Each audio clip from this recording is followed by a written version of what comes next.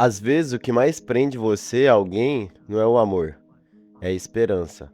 A esperança de que a pessoa mude, de que um dia ela perceba seu valor, ou de que ela volte a ser como era no começo. A esperança de que aquela migalha de carinho vire uma presença de verdade. E é por isso que, mesmo machucado, você continua. Mesmo cansado, você espera. Mesmo sabendo que dói, você encontra uma justificativa para ficar mais um pouco. Porque a mente humana, ela nem sempre se apega ao que faz bem. Às vezes, ela se apega ao que parece mais familiar. Quando alguém olha de fora, parece simples. É só sair, só bloquear, só para de responder ela, só esquece. Mas na verdade, quem tá preso emocionalmente sabe que não é tão simples assim. Porque o apego, ele não vive só na questão racional. Ele vive na memória, no corpo, na expectativa, no medo, na falta e na lembrança de que foi bom. E principalmente na fantasia do que ainda poderia ser.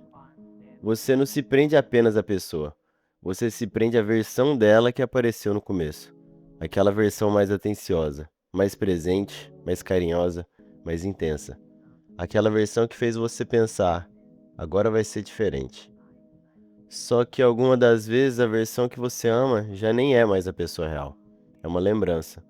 E viver preso a uma lembrança pode machucar tanto quanto viver preso a alguém. Uma das coisas que mais prende uma pessoa é essa mistura de dor e recompensa. A pessoa te machuca, depois aparece com carinho. Ela some e depois volta. Esfria e depois demonstra interesse. Te deixa inseguro e depois te dá um momento de atenção que parece compensar tudo. E essa alternância, ela confunde a mente. Porque quando o afeto ele vem de uma forma imprevisível, ele parece muito mais valioso. Você começa a esperar o próximo momento bom. Começa a viver só das exceções. Começa a pensar, mas quando é bom é muito bom. Só que essa frase ela costuma esconder uma verdade difícil. Se para ter pouco de carinho você precisa aguentar muita dor, talvez isso não seja amor de verdade. Seja uma dependência. Seja carência sendo alimentada em doses pequenas. Talvez seja sua mente tentando transformar migalhas em prova de valor. E ninguém deveria precisar sangrar para receber afeto. Muita gente não fica porque tá feliz, mas fica porque tem medo.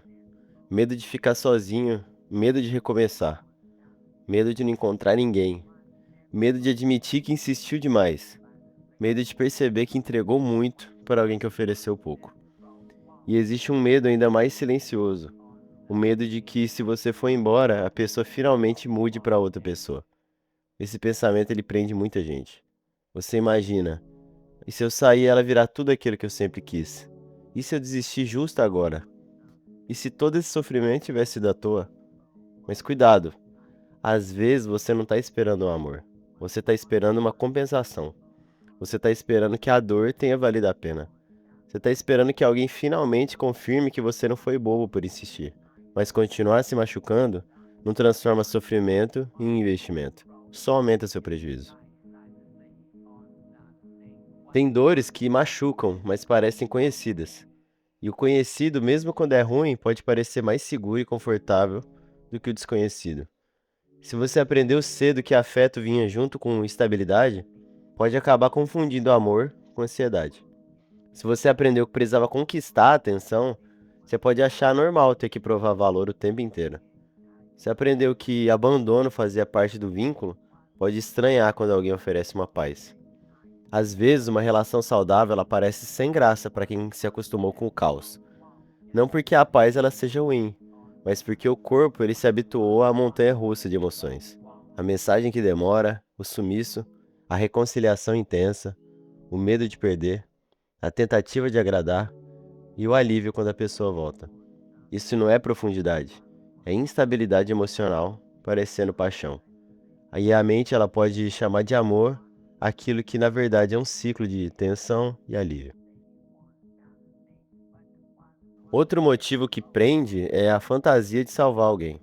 Você vê as feridas da pessoa, entende toda a história e trajetória dela, percebe que ela sofreu, acha que com paciência suficiente, o amor suficiente, ela vai mudar. E sim, compreender a dor do outro é muito bonito, mas tem uma grande diferença entre compreender e se sacrificar. Você pode entender por que alguém age de determinada forma, mas entender não obriga você a aceitar ser machucado.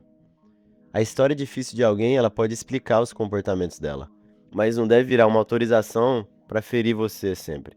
Essa é uma linha importante, porque pessoas muito empáticas às vezes se perdem tentando salvar quem não quer se responsabilizar. Elas pensam: se eu amar mais um pouco, talvez cure. Se eu tiver paciência, talvez mude. Se eu não desistir, talvez a pessoa entenda. Mas o amor, ele não substitui a responsabilidade. E você não pode amadurecer pelo outro. Quando você se apega a quem te machuca, talvez exista uma pergunta por trás: por que que eu aceito tão pouco? Não como julgamento, mas como uma investigação. Porque às vezes você não fica porque aquela pessoa oferece muito. Você fica porque em alguma parte sua acredita que não merece mais. Acredita que precisa se esforçar para ser escolhido. Acredita que o amor ele sempre vem com medo. Acredita que se alguém te dá atenção de vez em quando, já é muito melhor do que nada. Mas melhor do que nada ainda pode ser pouco demais. E aceitar pouco por medo do vazio é uma forma lenta de se abandonar. A autoestima ela não aparece só quando você se olha no espelho. Ela aparece principalmente nas coisas que você para de aceitar. No momento em que você percebe, eu posso gostar de alguém e ainda assim escolher me proteger, ou eu posso sentir falta e ainda assim não voltar, eu posso amar uma lembrança e ainda assim encerrar um ciclo, isso sim é maturidade emocional. Não é ser frio, é ter cuidado com você mesmo. Se soltar de quem machuca não começa sempre com um grande gesto. Às vezes começa com uma verdade pequena. Eu tô cansado de esperar a mudança. Eu tô mais preso ao potencial do que à realidade. Eu sinto falta, mas isso não significa que devo voltar. O primeiro passo é parar de negociar com a dor. Parar de transformar exceções em regra. Parar de usar um momento bom para apagar 10 momentos ruins. Parar de chamar ansiedade de saudade. Parar de chamar dependência de amor. O segundo passo é olhar para os fatos e não só para a esperança. Como que essa pessoa age de forma repetida? O que que ela faz depois que ela promete mudar? Você se sente em paz ou você fica alerta? Você pode ser você com ela ou você vive medindo as palavras? A relação ela te fortalece ou ela te põe para baixo? O terceiro passo é aceitar que sentir falta não é prova que você deva ficar. Sentir falta é parte do processo. Você pode sentir falta de algo que te fazia mal. Pode sentir saudade de uma fase. Pode sentir falta da rotina. Pode sentir falta da pessoa que você achou que ela era. Mas a saudade ela não é a direção. É só uma memória pedindo uma atenção. O fato é que, ir embora de algo que te machuca, não significa que você não sentiu nada. Muito pelo contrário. Às vezes você vai embora justamente porque sentiu demais, porque tentou demais, esperou demais, tentou se explicar demais, ou até mesmo se perdeu demais. Tem despedidas que não acontecem por falta de amor, acontecem por falta de saúde, falta de respeito, reciprocidade ou falta de paz. E existe uma coragem em parar de insistir onde você só se machuca. A coragem de aceitar que nem toda história bonita no começo precisa continuar até destruir você. A coragem de não confundir intensidade com destino, de não transformar apego em prisão. Às vezes, escolher ir embora não é desistir de alguém, é finalmente parar de desistir de si mesmo.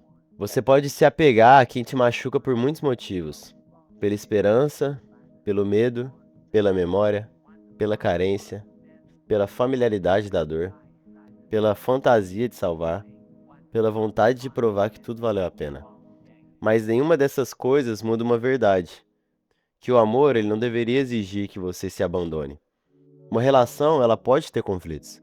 Ela pode ter fases difíceis, pode exigir uma conversa, um ajuste, mais paciência, mas não deveria destruir sua paz como preço de permanência. Então talvez a pergunta não seja: por que que eu ainda gosto dessa pessoa? Talvez a pergunta seja: por que que eu continuo me escolhendo tão pouco? E quando essa pergunta ela começa a te doer, talvez seja porque ela está chegando perto da verdade. Porque às vezes a cura ela não começa quando a pessoa muda. Começa quando você para de esperar que ela mude para finalmente se proteger. Se essa reflexão conversou com você, acompanhe aí o canal. Aqui a gente fala sobre a mente humana, comportamento e as prisões internas que muita gente vive em silêncio.